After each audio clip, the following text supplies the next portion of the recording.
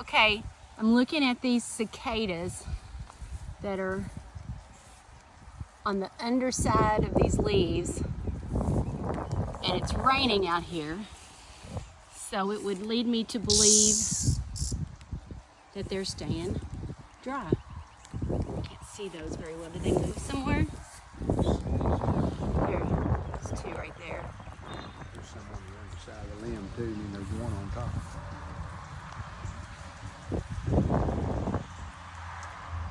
There's one moving there, but they're all very, very quiet. Don't hear anything, but it is raining a little bit out here.